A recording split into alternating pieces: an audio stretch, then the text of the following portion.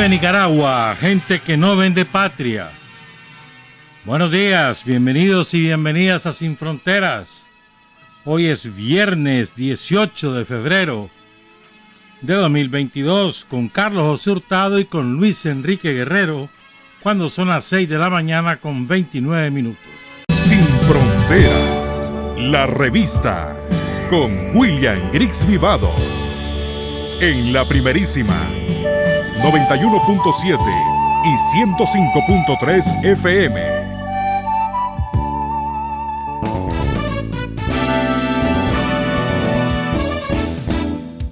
Sin fronteras para decir la verdad.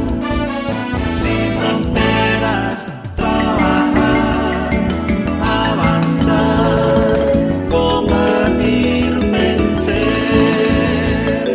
Sin fronteras.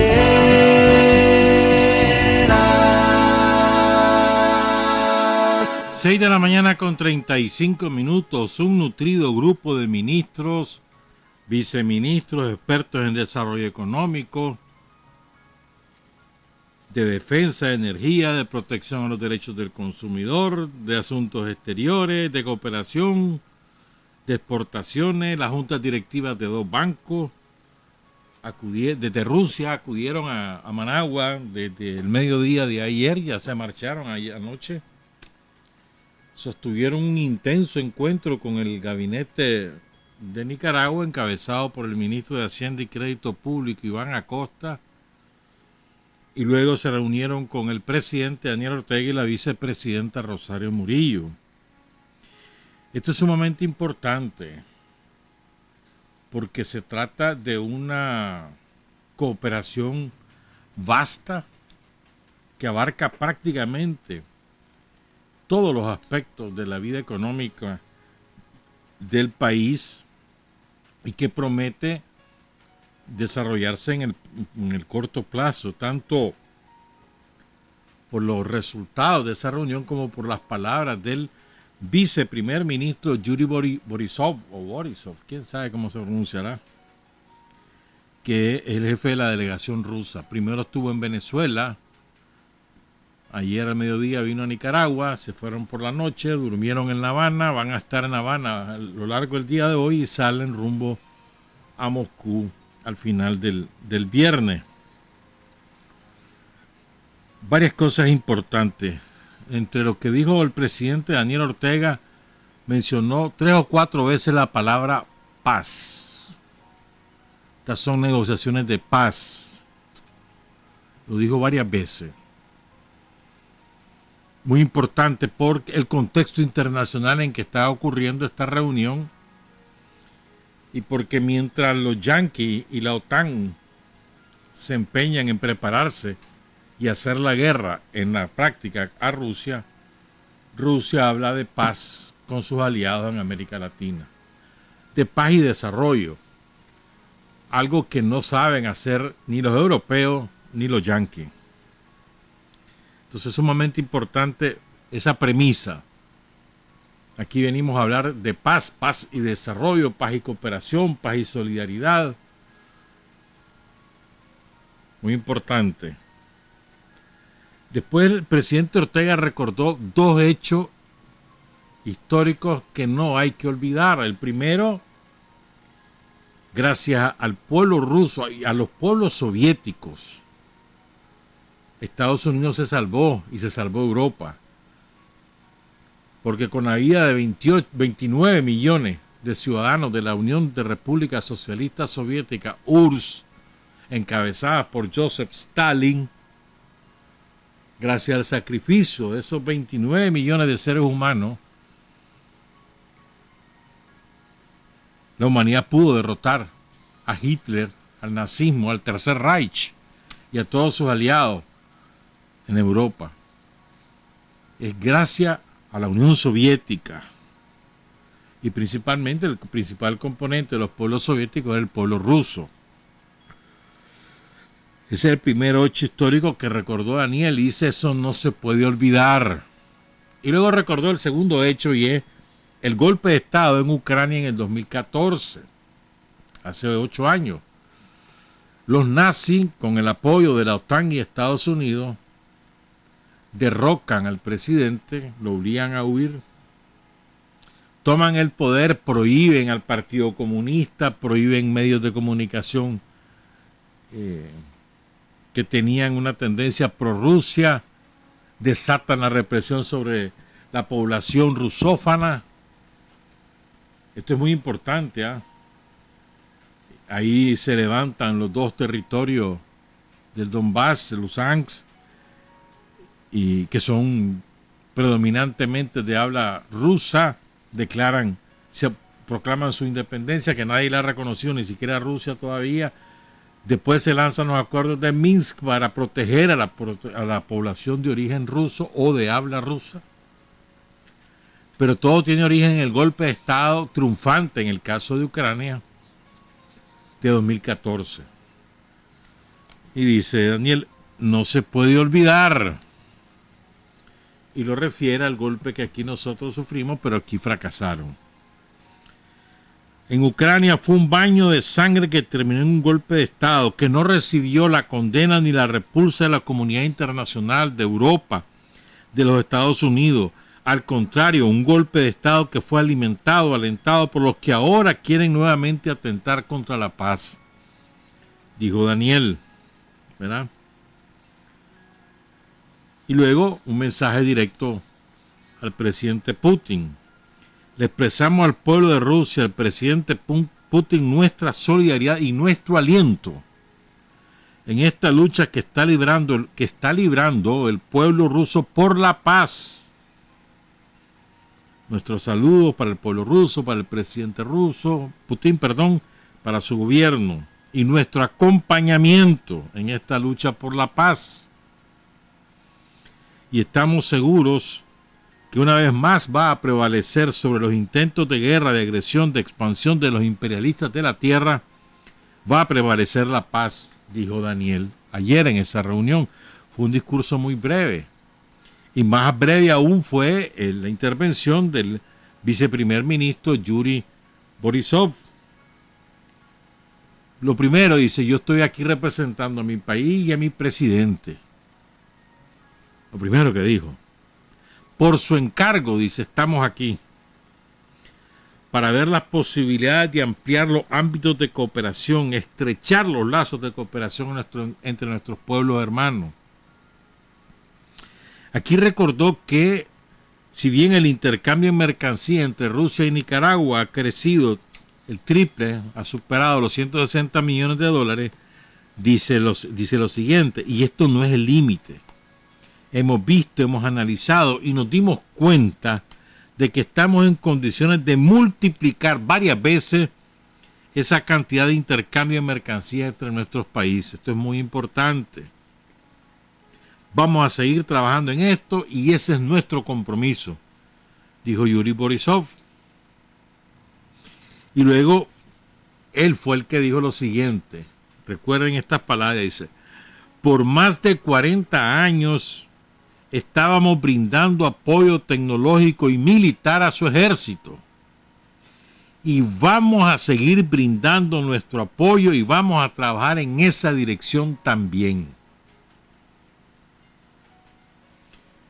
El viceprimer ministro de Rusia, Yuri Borisov, y cerró diciendo, tenemos muchas cosas, mucho campo donde trabajar juntos y esperamos que esta visita brindará sus frutos en el futuro y pronto. Como ha ocurrido con el acuerdo con China, con el tiempo nos vamos dando cuenta de los resultados de las visitas o de los encuentros. Ya ven cómo China se va a meter en vivienda, se va a meter en energía solar y energía hidroeléctrica, entre otras cosas. Y ahí van saliendo poco a poco los acuerdos y los proyectos de desarrollo en Nicaragua. A propósito de lo que está ocurriendo en Rusia, son las 6:43. El presidente checo Miloš Zeman, quién sabe, la República Checa, que es parte de Europa Oriental.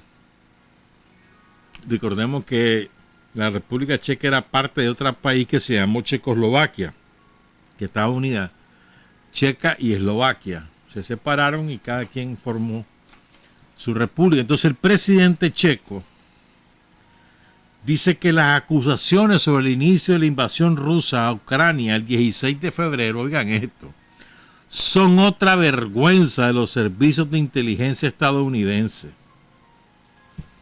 Seman dijo, no habrá guerra, ya que los rusos no están locos para entrar en una operación que les extraerá más daños que beneficios.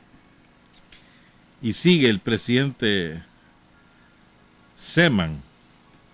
Si estamos hablando de los servicios especiales estadounidenses, esto fue una tercera vergüenza. Realmente es por lo menos la cuarta vergüenza en los últimos 30 años. Pero bueno, sigo.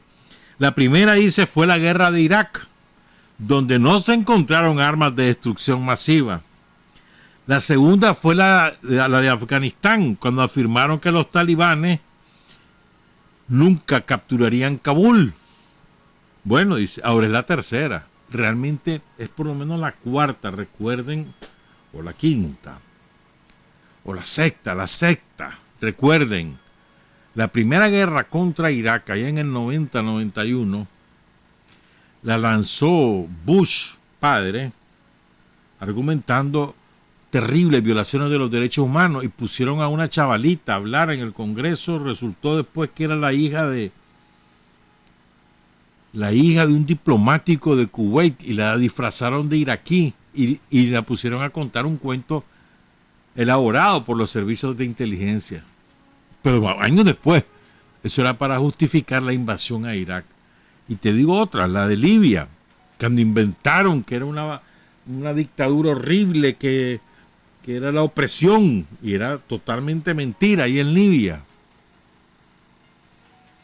Y lo de Siria, cuando inventaron aquellos ataques de armas químicas, y era mentira, después se supo, montado por aquellos guardias blancos, creo que se dicen, algo así. Mentira, o sea, llevan mentira tras mentira. Esta es la que menos resultados les ha dado. La gente ahora está más desconfiada de lo que dicen los yanquis y lo que dicen los europeos. Pero de todas maneras, los nazis que gobiernan en Ucrania, no es una afirmación política que descalifica al gobierno de Ucrania, no, una descripción de su ideología. Son nazis, ellos se reivindican así. Entonces los nazis lo que han hecho es incrementar los ataques sobre las regiones de Donbass, ¿verdad? Y con el propósito de ir, como te dijera yo, alimentando el conflicto y eventualmente intentar ocuparlo, ¿verdad? Ellos están levantando la parada, a ver qué ocurre, pues. Bueno, antes de entrar con Sandino, son las 6:47, miren lo que es la vida, mano. Es que yo digo que el mundo se va a ir dando cuenta, o se ha ido dando cuenta poquito a poco, como Nicaragua ha tenido siempre la razón en la denuncia de lo que aquí ocurrió en abril de 2018, entre abril y julio de 2018, las consecuencias de esa atrocidad que vivimos y el origen. Nicaragua desde un principio dijo, esto es Estados Unidos y Europa, esto es artificial, siempre lo dijo, ¿no? Entonces los movimientos disque de izquierda, progresistas, los caviar, los cobardes que se arropan con disfraz de izquierda, cualquier tontería han dicho al respecto. Ustedes conocen las versiones, no lo voy a estar repitiendo, incluyendo europeos y americanos, ¿verdad? Americanos en el sentido del continente americano. ¿Verdad? Uno de los que se sumó a ese concierto fue el gobierno de México, sobre todo a partir de que el año pasado Nicaragua puso tras la reja a los traidores a la patria, a los que andaban pidiéndole al Senado norteamericano y al gobierno norteamericano que invadiera Nicaragua. Y que además se ufanaban de lo que hacían, lo decían públicamente, andaban alegrísimas sus declaraciones, Y yo recuerdo mucho, hemos logrado que se apruebe tal cosa, hemos logrado que se haga tal otra, y le hemos pedido, además con orgullo. Venían aquí, no tenían ninguna vergüenza, ningún escrúpulo. O sea, es insólito, de verdad que es insólito. Yo me pregunto qué diría, a ver, pues, ¿qué diría No Fernández en Argentina si algo parecido ocurriera? Si la gente de Macri se fuera a Estados Unidos a pedir una invasión contra Argentina, ¿qué dirían los argentinos?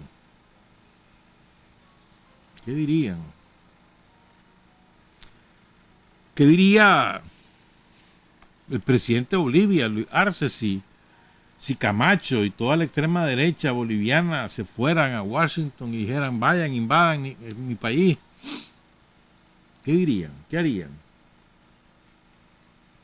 ¿Qué haría México? Entonces México ya está sintiendo el ácido, ¿verdad? Les hemos pasado un par de fragmentos y les vamos a pasar un tercero porque es muy interesante. Ayer, un académico de la UNAM, la Universidad Nacional Autónoma de México, la UNAM, Aníbal García Fernández, reveló que según los registros de datos de la AID, la misma que financió el golpe aquí, el gobierno de Estados Unidos entregó solo el año pasado $741,347 a la principal entidad de la derecha mexicana que ha patrocinado la ofensiva para deslegitimar el gobierno de López Obrador y para reiniciar la contraofensiva reaccionaria.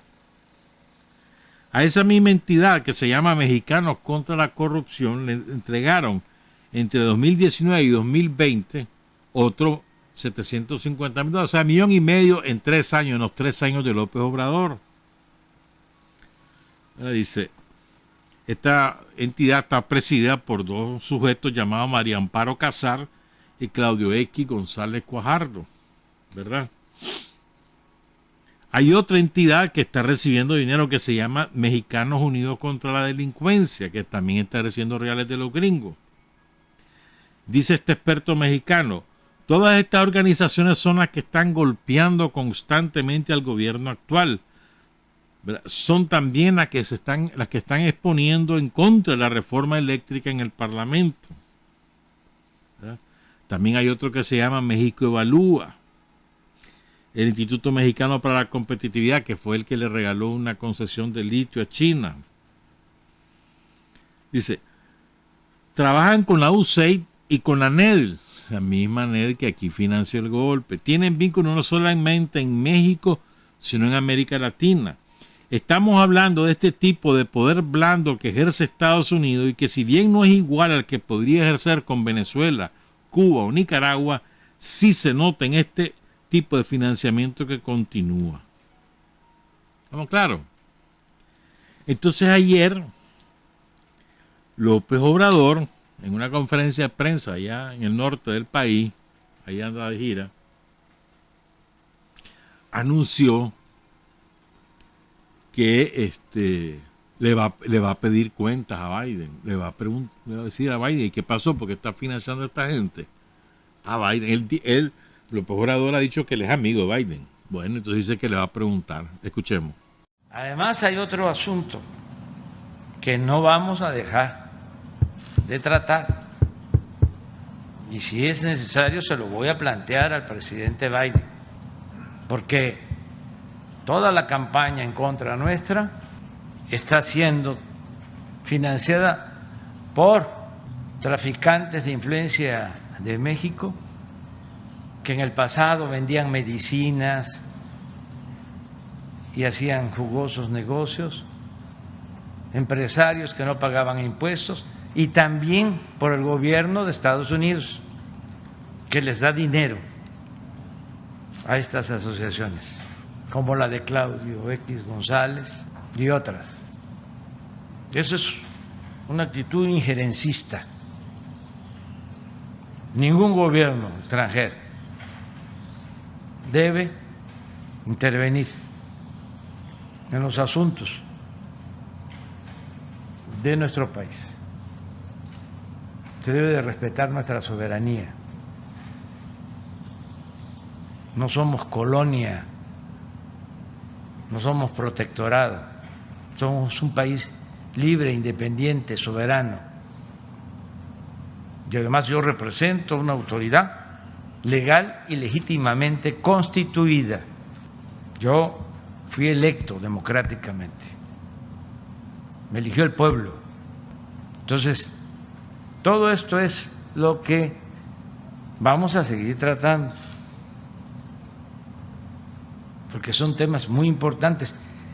Además, en el mundo se usa a estos bloques de poder mediático para imponer procedimientos de corrupción, para que las empresas puedan robar con impunidad. Bueno, las empresas no solo dominan los medios más influyentes,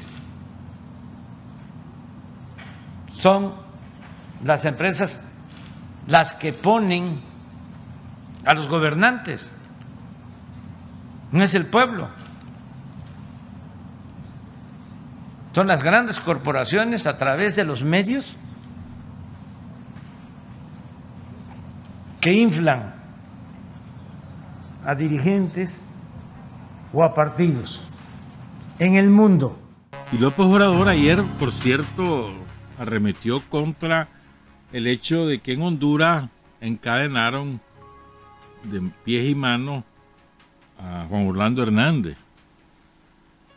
Dijo que eso era más parecido un acto de venganza que de justicia. Dijo que qué necesidad había. Y lo digo porque hay algunos hondureños ahí que andan ardidos por lo que dijimos el miércoles. Bueno, ahí está su aliado López Obrador, miren lo que les dijo. Se ponen bravos porque sacamos facturas. Y eso que no hemos dicho, pero ni la décima parte de todo lo que se puede decir. Pero bueno, ya habrá tiempo, hay que esperar. Son las 6:57. Vamos a seguir con Sandino. El lunes es su aniversario. El lunes, el domingo son las cabalgatas, no el lunes, como yo dije equivocadamente el miércoles. Son el domingo por la tarde. Dependerá el horario según el municipio, pero en la tarde van a ser las cabalgatas. Eso va a ser espectacular, mano. Y el lunes por la tarde también lo que habrán son caminatas, carnavales, desfiles, bandas de guerra. O sea, Sandino vivo, pero además recordándolo con alegría. Eso va a ser el lunes, el propio 21. El lunes, por supuesto, hablará Daniel.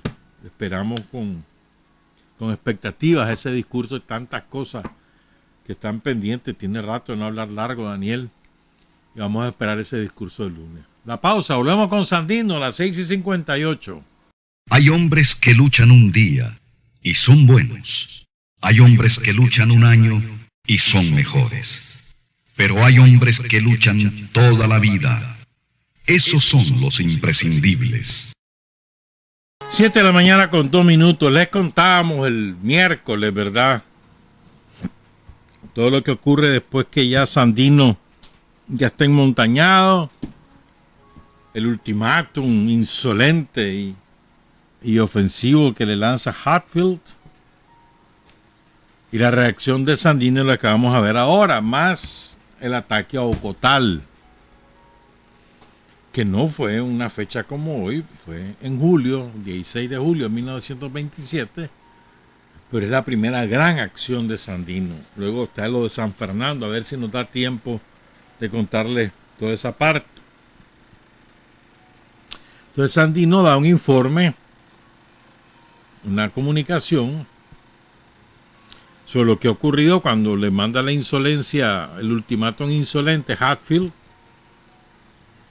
Y luego cuenta el otro, el siguiente telegrama. Dice Sandino: los cobardes y felones yanquis se escudan con la máscara de la hipocresía, ostentando bandera blanca para asesinar a mansalva a mis compatriotas. Todos los centroamericanos conocen ya nuestra actitud de santa protesta contra la punible invasión yanqui contra los traidores nicaragüenses, que a la manera de Boy Scouts vienen a la vanguardia de los invasores. Por lo tanto, dice Sandino, creo oportuno dar a conocer a mis hermanos de raza los últimos acontecimientos desarrollados en la zona fuera del control cínico traidor de Adolfo Díaz, la cual se compone de los siguientes pueblos. Entonces él dice los pueblos donde él ya tiene influencia o control. Siguientes pueblos pertenecientes al departamento de Nueva Segovia: San Fernando, Ciudad Antigua, Telpaneca, San Juan de Segovia, que es San Juan de Río Coco, Quilalí, Murra, Jalapa y Ciudad Sandino, dice Sandino, que antes se llamó El Jícaro. En cada uno de estos pueblos tenemos un pequeño resguardo para mantener el orden público, así como la marcha de nuestra administración basada en la más pura democracia, pues aún a nuestros mismos enemigos concedemos toda clase de garantías en sus personas e intereses.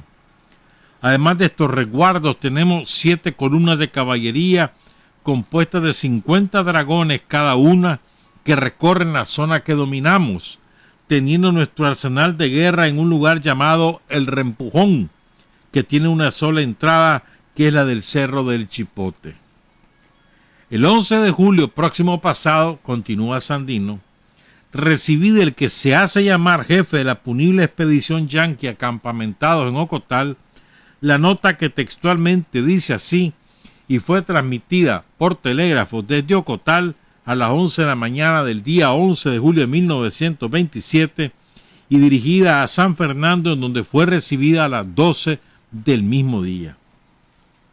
Y aquí viene el segundo telegrama de Hatfield. General Augusto C. Sandino El Jícaro. Y dice Hatfield: parece imposible que usted aún permanezca sordo a nuestras propuestas razonables. Y aún a pesar de sus respuestas insolentes a mis pasadas insinuaciones, vengo de nuevo a darle una oportunidad más para rendirse. Como usted debe saber, sin duda alguna, nosotros estamos preparados para atacarlos en sus posiciones y terminar de una vez por todas con sus fuerzas y su persona, si usted insiste en sostenerse. Más aún, dice Hatfield, si usted lograra escaparse para Honduras o cualquier otra parte, a su cabeza se le pondrá precio, y nunca podrá usted volver en paz a su patria, que pretende usted amar tanto, sino como un bandido que ahuyentaría a sus mismos pacíficos connacionales. Si usted viene a Ocotal con toda su fuerza y entrega sus armas, usted tendrá con sus soldados garantías que yo le otorgo como representante de una gran nación poderosa que no gana batallas con traición. Sobre ellos saben, bravo. Así estará usted en la posibilidad de vivir una vida honorable en su misma patria. En la posibilidad de ayudar a sus connacionales desde ahora para el mañana. De otro modo, le dice Hatfield, usted será un desterrado y fuera de la ley, como los puercos, perseguido donde quiera y repudiado en todas partes en espera de una muerte vergonzosa, la del criminal que merece ser tirado por las espaldas por sus mismos seguidores. Ninguno fuera de la ley ha prosperado y muerto contento. Y como ejemplo de uno que estaba en su mismo caso hace 25 años y que volvió sobre sus pasos a tiempo, le recuerdo a Aguinaldo de las Filipinas, que después fue espléndido amigo de los Estados Unidos. Eso fue una cosa lo más triste, ya se las conté una vez. Que fue líder de la rebelión contra España, después contra Estados Unidos, y los yanquis lo compraron. Murió como un triste traidor, pero bueno.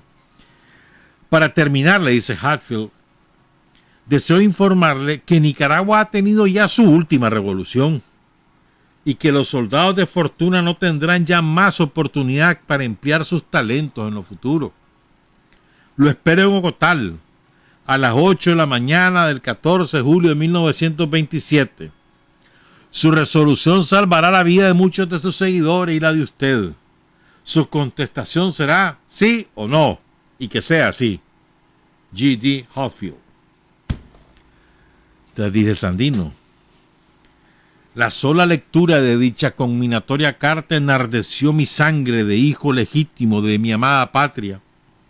Mas, sin embargo, refrené todo el odio que despertó en mí el jefe de los aventureros yanquis que están hollando la soberanía de Nicaragua, y contesté en los siguientes términos. El Reempujón, 12 de julio de 1927. Señor G.D. Hatfield, es en mi poder su telegrama fechado el día 11 del corriente mes, al cual doy contestación. Cuando yo entré a formar parte del movimiento constitucionalista, lo hice con el firme propósito de tener patria libre o morir. Y como no hemos conseguido libertad efectiva, ni tampoco he muerto, continuaré en nuestro firme propósito de luchar contra ustedes. Nuestras armas no se rendirán, pues ellas representan la protesta enérgica de mi patria, y por eso es que sus amenazas resultan pálidas para mí, y me importa muy poco que usted sea representante de quien sea, me vale, ya sabes qué. Y al primero que se atreva a traspasar la frontera que nos hemos trazado, le dice Sandino, tendrá que dejar varias toneladas de cadáveres en los campos de batallas. Si usted está resuelto a eso, puede venir en buena hora, y así tendremos el honor de regar el suelo de nuestra patria con sangre traidora e invasora. Además le digo que si Estados Unidos quiere la paz en Nicaragua, debe dejar en la presidencia un legítimo nicaragüense, electo efectivamente por el pueblo. Entonces yo depondré las armas pacíficamente, sin necesidad de que nadie me lo imponga. A. C. Sandino. Y sigue su relato, Sandino. Lo que más me interesa de todo lo que les estoy contando es la parte de la aviación. Ahí van a entender. Dice Sandino: el jefe aventurero me arrojaba el guante y como hijo legítimo de mi raza lo recogí con honor, pues todo comentario a su insolente telegrama sale sobrando. Una vez más quise probar al lacayo de Wall Street y sicario de College que ser humilde no significa ser cobarde. Acto continuo, después de haber leído ante el ejército defensor del honor nacional el telegrama conminatorio, vi reflejado palpablemente en los rostros descompuestos de jefes oficiales y soldados un imponente gesto de odio a muerte a los cobardes invasores y traidores.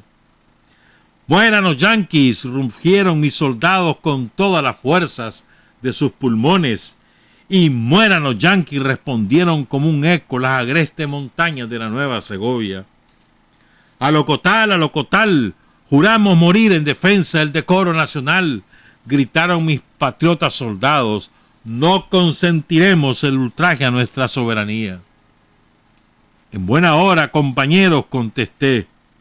Si la patria necesita de nuestra sangre, ofrendámosla con gusto. El desafío que nos había hecho el aventurero G.D. Hatfield había que contestarlo con hechos. Mandé revisar mi caballería y solo 60 dragones estaban en condiciones de combatir, pues había enviado a las demás columnas hacía 2 días por diferentes rumbos hasta las goteras de Jinotega en vía de expedición. Y por esta razón, no pudiendo contener el ardor bélico de mis soldados, me resolví a atacar a los invasores en sus magníficas posiciones de Ocotal, en donde no había menos de 200 hombres armados envanecidos de grandeza. Está bien, le dice Sandino a sus soldados, iremos a entregar las armas, pero han de quitárnoslas cuando hayamos muerto. y los 60 hombres de mi pequeño ejército se alistaron para ser puntuales a la cita que nos daba Hatfield. Pero antes, y para demostrar que el invasor era incapaz de dar garantías, convoqué a los campesinos de la vecindad y les dije que fueran con mis soldados a tomar todo lo que quisieran en el Ocotal. El 16 del propio mes, 2 días después de recibida la nota insolente del capitancillo Yankee, 800 hombres estaban listos para el asalto al Ocotal. En esa plaza había 400 piratas y 200 renegados nicaragüenses al servicio de aquellos. Si bien éramos solo 60, con el numeroso grupo de campesinos desarmados, el enemigo se replegó. Avanzamos y 15 horas seguidas duró el combate. 8 ametralladoras que llevábamos sembraron la muerte en las filas enemigas. Tomamos el Ocotal, lo destrozamos.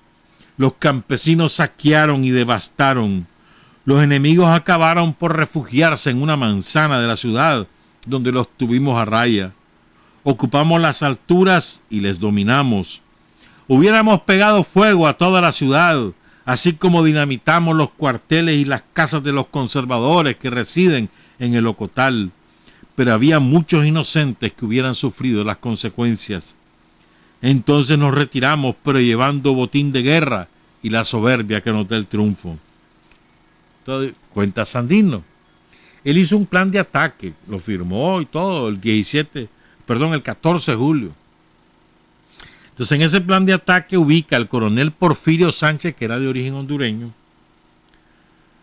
¿verdad?, con el mayor Quesada, que atacarían a la Concabularia y a los yanquis en sus cuarteles. Después estaba el coronel Simón Girón y el capitán Colindo, el capitán era en ese momento, que iban a atacar el campo de aviación, iban a poner 5 libras de dinamita en la máquina de cada uno de los aviones, iban a covar 5 hoyos en el campo y poner 5 libras de dinamita en cada uno, con 5 pies de guía cada uno, y después volar por los aires. Esta parte no lograron hacerla efectiva. El general Salgado se encargará de sacar de las casas particulares a todos los responsables que estén escondidos. Cada soldado tiene la obligación de sacar 2 rifles equipados, es decir, el suyo y otro más. Lo mismo, cada compañía sacará lo que más pueda de los elementos de guerra. El ataque será el viernes a la 1 de la madrugada para amanecer el sábado. De Ocotal saldremos a las 6 de la mañana y rumbo a San Fernando. Se prohíbe tomar licor, y el que lo haga yo lo recibiré como un desprecio a nuestra patria. Rufo Marín se pondrá en tapada en el camino de Honduras. 10 números de la compañía de Salgado quedarán en la entrada de Totogalpa o Ocotal. Cúmplase. ¿Estamos claros? Así fue. Después hay una gran narración de cómo fue el combate. Duró 13, 15 horas ese combate. Pero lo que más importa es la parte de la aviación. Y cómo la aviación es la que desequilibró ese combate. Y el impacto que significó a la población segoviana, a los soldados de Sandino, y en términos históricos, en la guerra, en cualquier país del mundo, lo que fue el ataque de la aviación yanqui sobre la población civil. No es solamente sobre los soldados de Sandino, sobre lo que veían moverse. Ya les vamos a contar. Del informe de Hatfield extraigo estos párrafos. Del informe de Hatfield, uno de los varios informes que él hizo sobre esa batalla. Dice, cuenta que el ataque comenzó, según era a la 1:10, Sandino dice que a la 1 en punto, y después dice, fuego pesado de rifle y de ametralladora continuó hasta las 10:15 de la mañana. Oigan bien, cuando 2 aviones llegaron, sobrevolaron la ciudad, captaron los mensajes y dispararon ráfagas de ametralladora. Un avión artillero infante Bodarcik, piloto, voló a baja altura sobre terreno y luego tiró la palanca hacia arriba y recuperó altitud. Después, el otro avión, el teniente Boyden, piloto, echó 3 mulas fuera del campo con el avión. No vio a ningunos infantes en el campo y aterrizó en el aeródromo. 2 nativos vinieron corriendo desde los arbustos junto al campo hacia el avión. Parecían nerviosos y dijeron que Sandino estaba en Ocotal. Indicaron que había habido tiroteo. Cuando se les preguntó, dijeron que los infantes estaban aún en Ocotal. Después se fueron corriendo a los arbustos. El avión despegó inmediatamente. Se observó el mensaje de Panel sentado en la calle de la ciudad, Sandino atacando. Mientras tanto, el otro avión, pilotado por el artillero de marina Wodarczyk, atacó en un punto en el río a una milla sureste de la ciudad, o sea, rumbo a Jalapa, digamos, a San Fernando, a Mozonte. A la altura de Mozonte, más o menos esto. El otro avión se sumergió 3 veces atacando con la pistola delantera. Tiró 230 disparos. Después que el MG Wodarczyk había disparado todas sus municiones, 350 rondas, se dirigió a casa. El otro avión atacó 5 veces con pistolas delanteras y traseras y después se fue para Managua. A las 13:15, a las 1:15 de la tarde de ese sábado, una formación de 5 aviones hizo un vuelo en formación hasta Ocotal para ayudar a los infantes en ese lugar asediados por el bandido Sandino. Cada avión llevaba bombas de fragmentación de 17 libras y 2 pistolas con 800 rondas de municiones. Los aviones llegaron en Ocotal a las 14:40, 2:40 de la tarde. Reconocieron las afueras de la ciudad. En el borde sureste de la ciudad se observaron a unos 50 caballos de montar con los hombres en una casa cercana. Del reconocimiento parecía que los bordes del sur y sureste de la ciudad estaban ocupados por las tropas de Sandino. Los aviones circularon en columna y sumergieron a su vez a atacar con bombas y disparos a las tropas de Sandino. Varios impactos directos fueron observados y el efecto fue inmediato. Los hombres salieron en tropel de las casas y arrojando sus armas mientras se corrían, dice Hatfield, ¿verdad? Después de que los aviones habían bombardeado a estas tropas, el ataque fue seguido por un nuevo ataque con ametralladoras que habían bombardeado estas tropas. Después de que los aviones habían bombardeado a estas tropas, el ataque fue seguido por un nuevo ataque con ametralladoras fijas y sueltas para completar la ruta. Los aviones sobrevolaron la ciudad varias veces y dispararon sobre numerosos grupos de bandidos huyéndose. El capitán Hatfield tenía su sede en el centro de la ciudad con el panel de identificación del destacamento establecido en la calle enfrente de la casa. A las 15:15, 3 de la tarde con 15 minutos, después de haber lanzado todas sus bombas, se dio la señal de montaje y los aviones regresaron a Managua. El bombardeo y ataque de ametralladora causaron numerosas víctimas en las fuerzas de Sandino. El efecto moral era muy grande. Los hombres arrojando sus armas y corriendo por todas las direcciones de la ciudad hacia los bosques. El ataque de ametralladora que siguió completó su derrota. Esto es lo que dice Hatfield. Ahora vamos a escuchar lo que dice Sandino. Es importante. Pero antes hay un testimonio de un liberal, ¿verdad?, que era el secretario del jefe político de Nueva Segovia, Héctor Darío Zúñiga. Entonces le da su testimonio el 12 de agosto de 1927 a un periódico de Managua de efímera duración llamado Diario Moderno.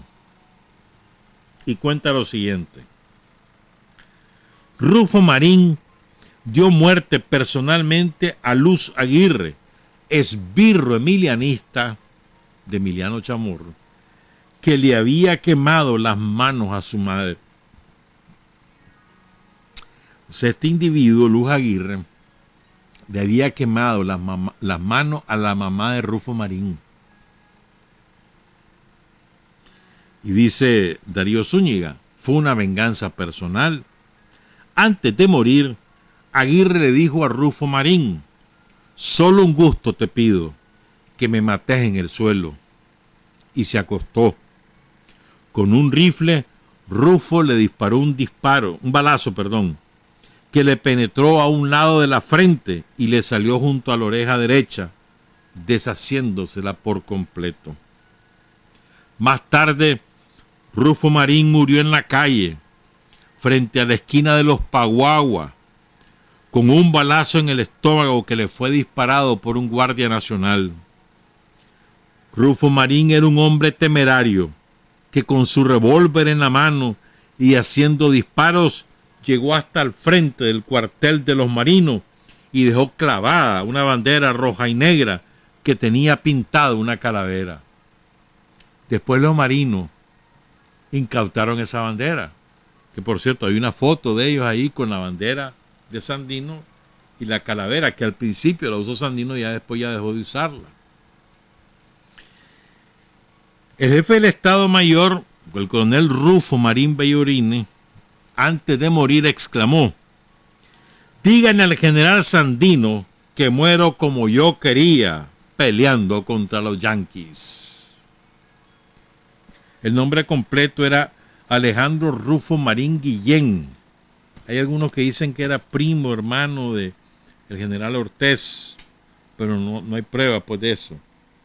Fue parte del ejército constitucionalista el que encabezaba Moncada, pero él estaba en las tropas de Sandino. Él es uno de los 29, Rufo Marín, ¿verdad? Y cae ese día, pues. Ya vamos a hablar de estas cosas. En Maldito País, el magnífico libro de José Román, Sandino relata también lo de Ocotal. Vamos a leérselo.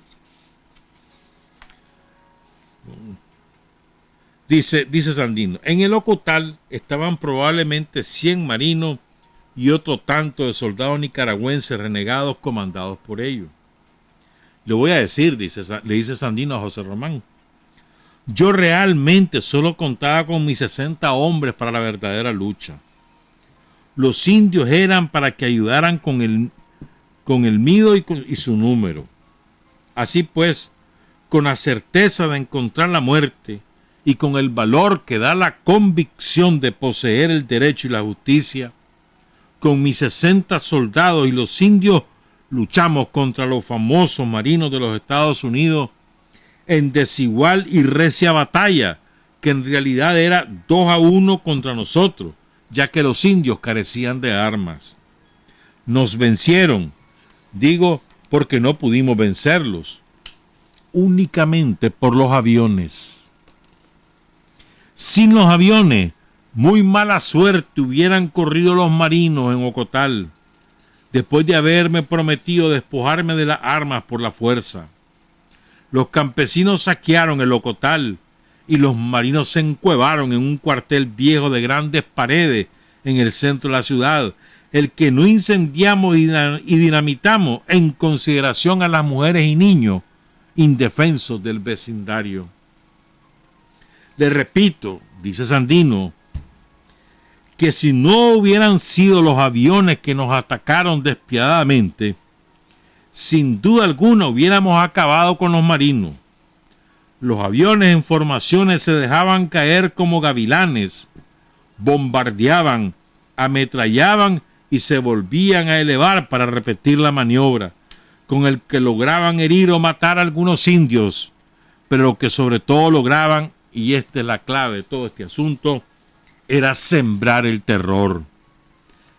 Dice Sandino a José Román, considere usted que era la primera vez que se veían en Nicaragua aviones de guerra en acción, y para los indios la primera vez que lo veían y oían su estrépito ensordecedor. Se podría decir que lo sentían de tan bajo que volaban.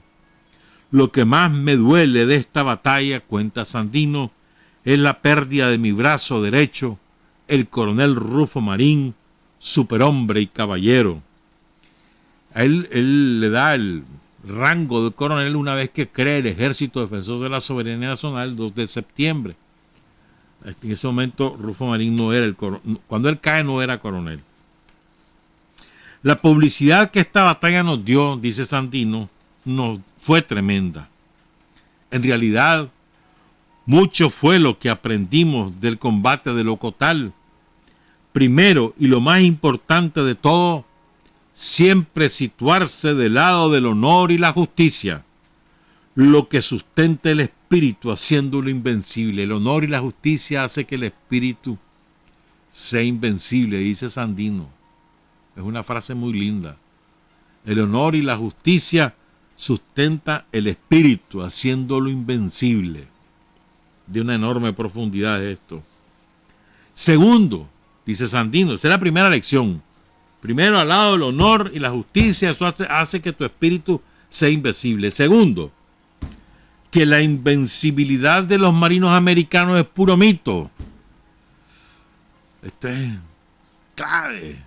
O sea, él demuestra que se puede derrotar a los yanquis. No termina de derrotarlos por la aviación, pero en el terreno, como tropa, los hicieron paste a los marinos.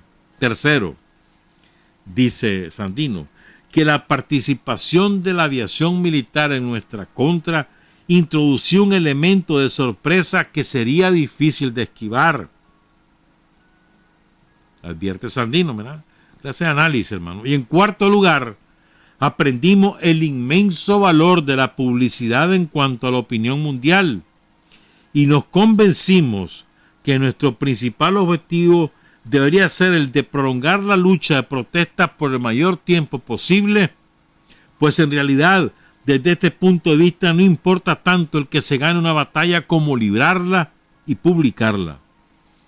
También fue de gran valor salir prácticamente victoriosos de una batalla donde solo esperábamos encontrar la muerte para lavar la honra de la patria.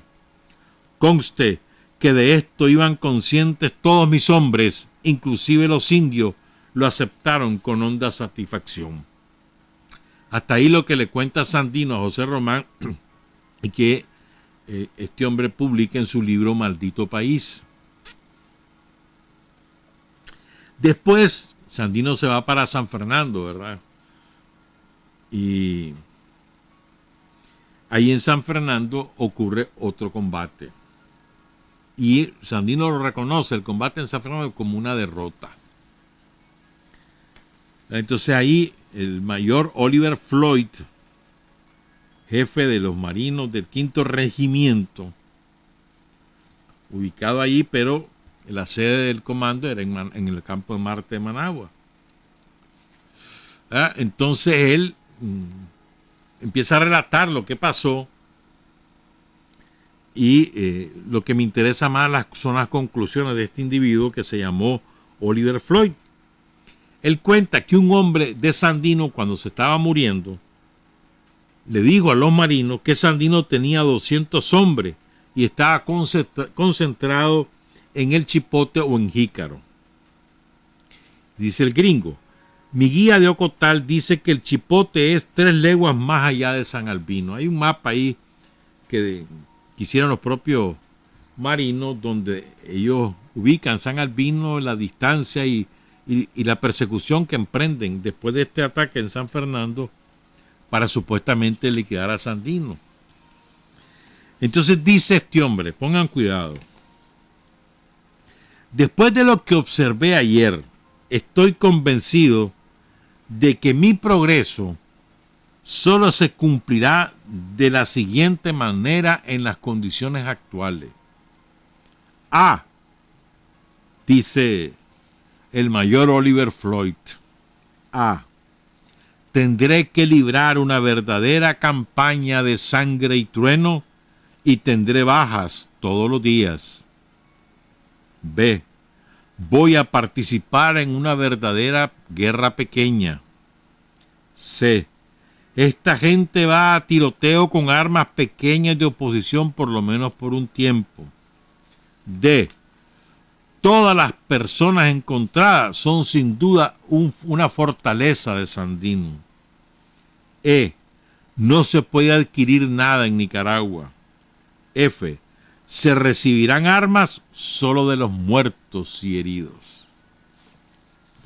O sea, él adquiere conciencia ahí en San Fernando que lo que le espera no es jugando, man. Y lo dice con claridad. Y lo manda a sus jefes en Managua. Mire. Por favor, dice, entréguenselo personalmente al general. A saber si se lo hicieron llegar, ¿verdad? Pero él estaba clarísimo de la situación. Y para mí lo más importante que dice él, que la principal fortaleza de Sandino era la propia gente, que después lo cuentan con lo que pasó en el Jícaro. Ya vamos a hablar de eso. Entonces Sandino, el 1 de agosto de 1927, hace un informe sobre los combates de Ocotal, de San Fernando y de los Calpules. Entonces vamos a contar la parte, a relatar pues todo lo que dice Sandino sobre estas tres cosas. Probablemente nos vamos a escuchar alguna repetición de lo de Ocotal, pero es importante porque es el contexto en que lo cuenta Sandino. Dice Sandino: se llegó a Ocotal 15 minutos antes de la 1 de la mañana del 16 de julio próximo pasado. Recuerden, este informe es del 1 de agosto de 1927, es decir, 15 días después. Y mientras se hizo el dispositivo de combate, transcurrieron 15 minutos. A la 1 en punto sonó el primer disparo contra el retén de los invasores y traidores. Tenían en el lugar el del divisadero, el cual se tomó por asalto, siendo simultáneos todos los asaltos a los demás retenes que tenían alrededor de dicha población, los cuales fueron aniquilados y perseguidos, los que lograron fugarse hasta el centro de la ciudad. Miren qué importante. O sea, Sandino agarra todos los puestos de los marinos y de los guardias de la contabularia alrededor de Ocotal y los destroza. Pero los yanquis nunca lo reconocen. Sino, ¿cómo explican los yanquis que ellos tenían puestos en todos los alrededores de Ocotal? ¿Cómo explican los yanquis? Entonces, como digo, Sandino está frente al cuartel y no reconocen baja. Absurdo, ¿verdad? Entonces dice Sandino: el combate duró 15 horas, habiendo sido sitiado y sin poder beber agua a los yanquis y esbirros constabularios. El pavor les obligó a sostenerse en sus murallas, esperando ahí la muerte que nosotros les quisiéramos dar. Pero nuestro corazón humanitario dio lugar a que se nos criticara, porque para acabar con ellos lo más sencillo era haber incendiado las 2 manzanas donde quedaron reducidos los feroces, los cobardes felones que hacían alarde de su grandeza. Las familias dueñas de casas que componían las 2 manzanas nos suplicaron con lágrimas en los ojos no acentuáramos la desgracia en que quedarían si procediéramos a incendiar, y reflexionando que las que me suplicaban eran mis compatriotas, sacrifiqué el triunfo completo. Así fue que aquel atajo de cerdos quedó con vida, pues sobre mi triunfo se imponían los intereses de mis connacionales, y eso obligó a dar órdenes a mi gente para replegarse y salir en perfecta organización. Desgraciadamente, hubo que lamentar la muerte de 6 de mis bravos soldados, entre ellos la del valiente coronel Rufo Marín. La historia inmortalizará sus nombres. Capturamos al enemigo 90 acémilas, mulas o machos, monturas y 32 rifles Springfield con su correspondiente equipo. El 25 de julio aparecieron los yanquis con banderas blancas desplegadas en la plaza de San Fernando, y cuando estuvieron a 15 yardas de las puertas del cuartel, hicieron fuego sobre 5 soldados que estaban de guardia en dicho cuartel, recibiendo la muerte 1 de mis patriotas soldados y 3 de los invasores. Inmediatamente ordené a la caballería que expedicionaba por la parte más cercana de San Fernando impidiera y hostilizara al invasor, mientras las demás caballerías se reconcentraban a nuestro cuartel general para la mejor organización de la guerrilla que batirían al enemigo. Pero desgraciadamente la que venía al mando del coronel Porfirio Sánchez, agotada por largas jornadas, acampó en los Calpules, donde fue sorprendida por los invasores. pero repuestos los nuestros de dicha sorpresa, sostuvieron un tiroteo de 2 horas, con lo cual fue suficiente para haberles hecho 32 bajas a los filibusteros, pues debo advertir que en todas mis guerrillas hay tiradores de fuerza que pueden disputar el campeonato en el tiro al blanco. Díganos si no los 5 aeroplanos que hemos destruido al enemigo cuando han tratado de acercarse a nuestras trincheras. Es cierto que la avanzadilla de los invasores se compone de una flotilla de aeroplanos de correo, pero eso no amedrenta a mis bravos soldados, supuesto que el enemigo está convencido de que a la altura en que ellos hacen fuego, nuestros poderosos concones los bajan, los fusiles concones, por muy elevados que anden. Nuestro plan de guerrillos tiene perfecta organización y por lo mismo tenemos la fe en Dios de que fortalecerá nuestro espíritu para aniquilar a los invasores y traidores de mi patria. Toda la región de la Nueva Segovia nos pertenece en cuerpo y alma, y eso mismo asegura la efectividad en la hostilización al enemigo. Y aquí quiero contar esta otra parte. Esto es muy importante. Dice Sandino: los yanquis con sus actos brutales siembran el terror en los pacíficos habitantes, pues en su punitiva gira violaron 16 mujeres, entre ellas 9 doncellas, muriendo 2 de estas desgraciadas ante el brutal ultraje de los bárbaros del norte. En los pueblos y aldeas destruyen las casas y los muebles, así como los víveres y las cementeras, los siembros, destruyen las siembras y los animales domésticos. Fíjate bien, incluso eso lo cuenta el yanqui que te contaba antes, el de San Fernando, lo cuenta que cuando él llega al Jícaro, ¿verdad? O sea, ya Sandino se fue, pero encuentra que el Jícaro ya estaba destruido por los bombardeos de la aviación. ¿Verdad? Y cuenta que ahí todo el pueblo se sumó a Sandino, que no quedó nadie en el pueblo, que eran unos 800 que se habían ido todos con Sandino o habían muerto en los bombardeos de la marina yanqui. Lo cuenta el marino. El Jícaro quedó vaciado y la gente se fue con Sandino. Por eso repito, lo más importante de ese informe que les leí del gringo es que él dice que la principal fortaleza de Sandino es la gente, los indios, y también finqueros grandes que se fueron sumando a Sandino.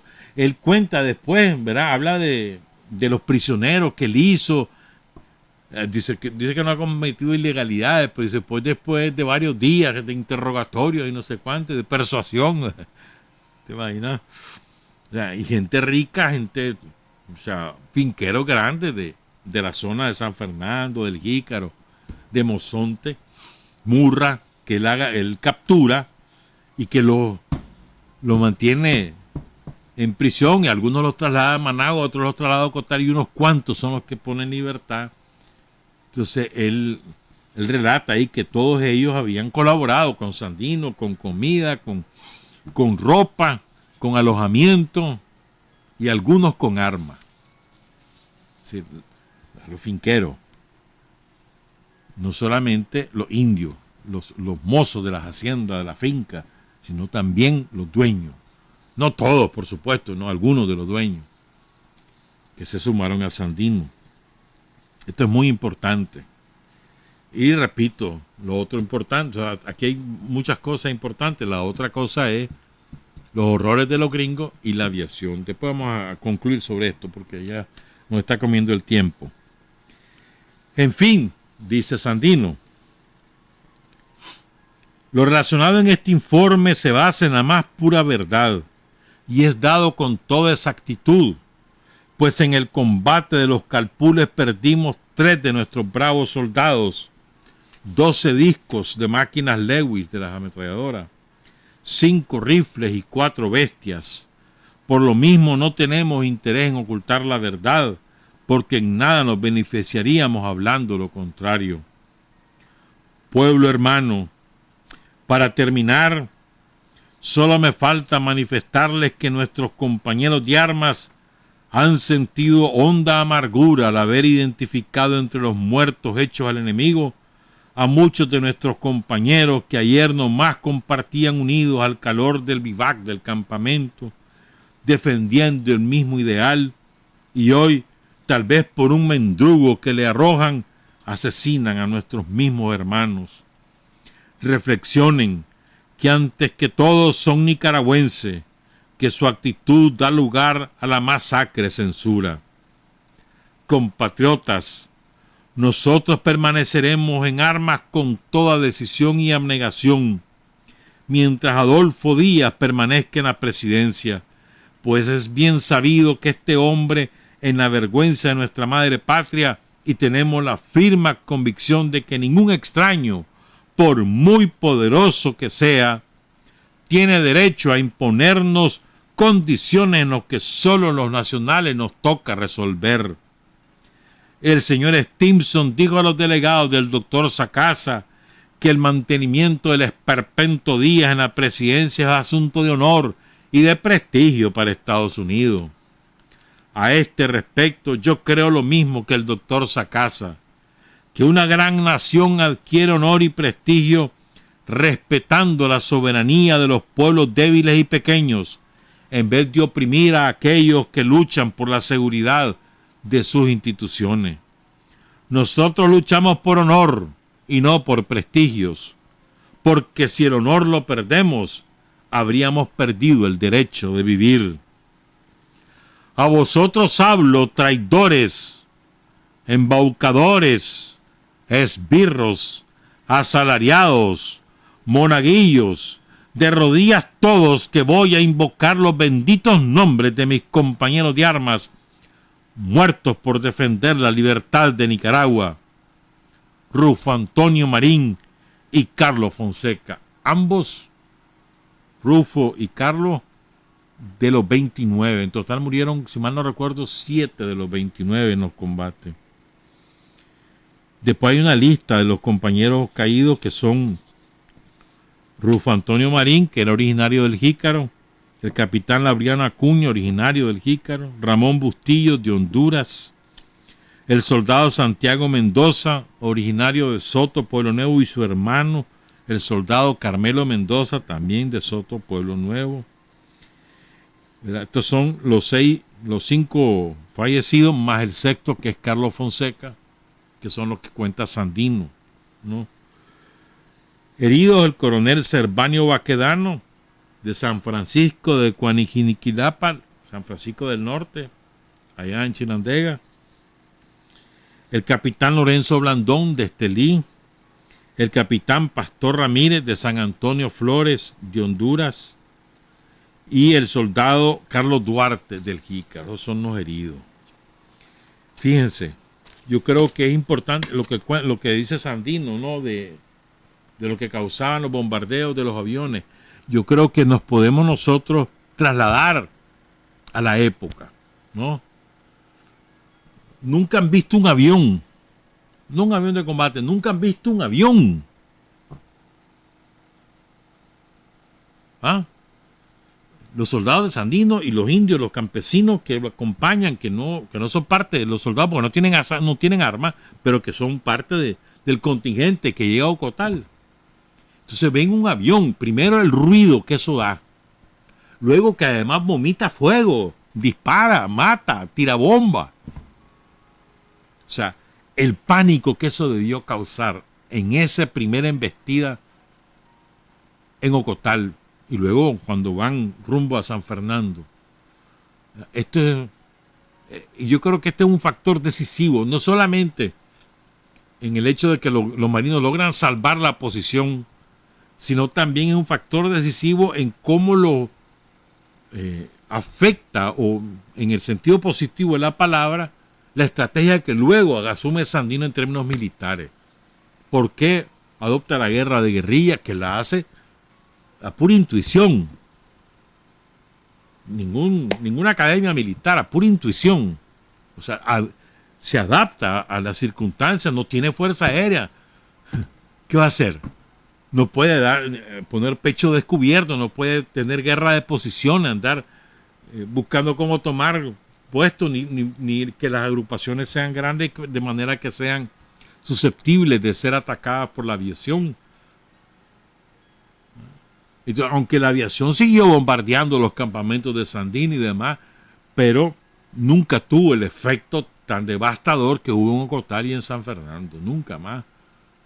Además que los propios hombres de Sandino le pierden el miedo una vez que se acostumbran a aquel ruido horrible y aprenden a bajárselo. La prueba es lo que dice Sandino, 5 se bajaron. Después de que ya vieron de que también con un rifle se los podían apiar, pues. Pero es muy importante. Y luego lo otro es los horrores de la tropa yanqui. Hay una foto ahí que es muy famosa, donde está un marino yanqui con la cabeza de un sandinista. Eso fue después de los combates de Ocotal. Ese era el estilo de los marinos yanquis. Y nos echaban o le echaban a Sandino, le endilgaban que era cruel, que era esto, que era lo otro. Hermanito, por Dios, si los que implantaron la crueldad fueron los marinos. Ellos fueron. Los horrores fueron los marinos. Y la rabia contenida de los campesinos era inevitable que se respondiera muchas veces de la misma forma contra los propios marinos. Aun y cuando Sandino hizo varios esfuerzos porque eso no ocurriera, pero la verdad es que, ¿cómo iba a contener a la tropa después de las chanchadas, las barbaridades que habían hecho los marinos? Hemos contado varias veces lo que pasó con el niño de Santos López,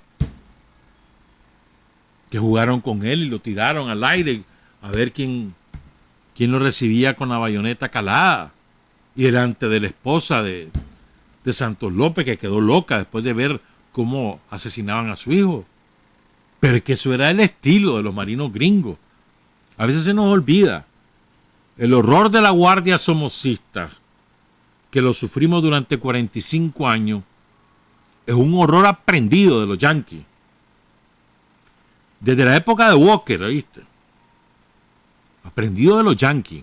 Los horrores de los yanquis en Masaya, en la batalla, en Managua, en Chinandega. El bombardeo de los yanquis en Chinandega. Destrozaron la ciudad de Chinandega. Ya le hemos contado eso. O sea, ese era el estilo de los yanquis, imponer su ley con el crimen, con las torturas, con las violaciones, con la destrucción. Ese era su método favorito. Recordemos que, por ejemplo, después del terremoto del 31 aquí en Managua, quienes protagonizaron el pillaje fueron los marinos yanquis, el pillaje en Managua, terremoteada. Y pues se fueron a beber guaro ahí en las tumbas del cementerio de San Pedro. Es muy importante que recordemos estas cosas, pues. El procedimiento, el método de dominación de los yanquis es el horror, el sembrar el terror, el destruir, el matar por el placer de matar, para que la gente les tenga miedo y que a su vez eso le inmovilice el respaldo de la gente a la fuerza adversaria. Y ese procedimiento lo han ocupado los marinos yanquis, el imperialismo norteamericano lo han ocupado en todas las guerras donde ya se han ido a meter. En Filipinas, en Indonesia, en Vietnam, en Corea, en Cuba, en Nicaragua, en México. ¿Cuántas veces en México? En Dominicana, por supuesto, en Haití. Donde quiera que se han metido. O en Panamá, Guatemala, Honduras. Mira todo lo que te estoy enumerando. Es decir, ese mismo procedimiento, esa es la manera de conducirse. Los yanquis no tienen honor. Ni en la guerra, ni en la política, ni en nada. No tienen honor en nada. No conocen el honor. Menos que conozcan, ¿verdad?, la decencia o el trato humano. Y por eso es que da tanta rabia escuchar a los yanquis hablar de defensa de los derechos humanos, si los principales violadores de los derechos humanos en el mundo son los norteamericanos, es el imperialismo norteamericano. Le lavan la cabeza a sus soldados y le hacen creer que andan luchando por la libertad de su pueblo, por proteger su democracia, su modo de vida. Les lavan la cabeza y esos soldados se la creen, pero al mismo tiempo los entrenan para asesinar. Vieron la barbaridad que ocurrió al estar abandonando Irak, Afganistán, iban huyendo de Afganistán y le dejaron caer un bombardeo y mataron a más de 10 civiles, chavalitos, la mayoría, ahí cerca del aeropuerto de Kabul. Ni siquiera cuando se iban yendo fueron capaces de dejar de asesinar. Esa es la naturaleza del yanqui, su esencia, una esencia criminal, asesina. Y tiene que ver también, y recuerden, cómo se formó ese país. Fue sobre la sangre de millones de seres humanos de los pueblos originarios. Eso fue lo que hicieron. Así colonizaron, así conquistaron, así invadieron lo que hoy conocemos como Estados Unidos, o después lo que se le robaron a México. ¿Ya? Entonces, a veces se nos olvida de con quién nos estamos enfrentando, con un poder despiadado, cruel por definición. Eso es Estados Unidos. Y frente a ese poder cruel y despiadado, vos no podés andar con miramientos espérate, no hermano, aquí es fuerza con fuerza, muerto. Cuando el yanqui te ve débil, te aplasta. Así de sencillo. Y la debilidad la puedes demostrar por falta de fuerza, de organización propia, de lo que sea, y también cuando sos débil en la toma de tus decisiones, cuando andás dudando. Entonces, hay varias maneras de mostrar debilidad. Te ven débil, te aplastan. Con los yanquis, como dice el Che, verán, ni tantito así. Ni de confianza, ni de cederle, ni tantito así. Y vean todo lo que pasa con el que va cediendo, todo lo que pasa. El que cede la primera vez, termina cediendo el poder. Así de sencillo. Eso lo hemos aprendido por experiencias propias. O sea, nosotros no lo inventamos, lo hemos aprendido. Por eso son 60 años. Ya vamos para 61 años de lucha. Y en esos 61 años hay escuela, hay universidad, hay posgrado, hay doctorado y todo lo que ustedes quieran. Trabajar, avanzar, combatir, vencer. Patria y libertad. Revolución es sentido del momento histórico. Es cambiar todo lo que debe ser cambiado. Es igualdad y libertad plenas. Es ser tratado y tratar a los demás como seres humanos. Es emanciparnos por nosotros mismos y con nuestros propios esfuerzos. Es desafiar poderosas fuerzas dominantes dentro y fuera del ámbito social y nacional. Es defender valores en los que se cree, al precio de cualquier sacrificio. Es modestia, desinterés, altruismo, solidaridad y heroísmo. Es no mentir jamás ni violar principios éticos. Es convicción profunda de que no existe fuerza en el mundo capaz de aplastar la fuerza de la verdad y las ideas.